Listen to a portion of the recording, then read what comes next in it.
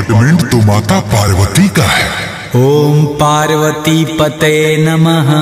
ओम पार्वती पते नमः। पुत्र, मैं माता पार्वती तुम्हारी तपस्या से प्रसन्न हुई। बोलो बालक, तुम्हें क्या चाहिए? सुनिए माता, गाड़ी फॉर्च्यूनर नहीं टीवी चाहिए, सुनरे गो बीबी चाहिए, सुनरे गो बीबी चाहिए। गाड़ी फॉर्च्यूनर नहीं टीवी चाहिए, सुनरे गो बीबी चाहिए। बोल बम जय शिव, बोल बम जय शिव, बोल बम बम जय जय शिव, बोल बम बम जय शिव। करीना उपाय जोड़ी सेट होखे हो,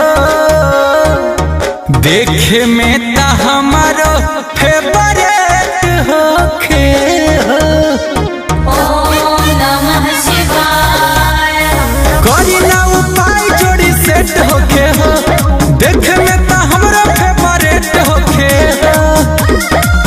हाथी घोड़ा जहाज न जेसीबी चाहिए।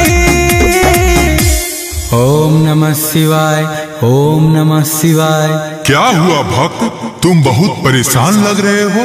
क्या कहें बाबा, अभी तक मेरी समस्या का समाधान ही नहीं हुआ है। अरे क्या है तुम्हारी समस्या, जरा हमें भी बताओ भक्त।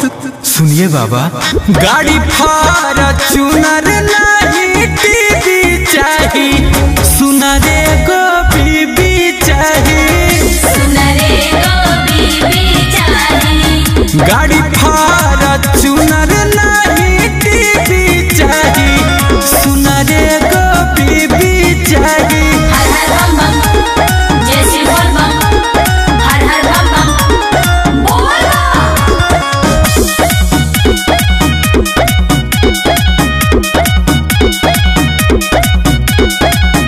सब जाना तानी रउआ बानी अंतर्यामी, देवों के देव महादेव रउआ बानी।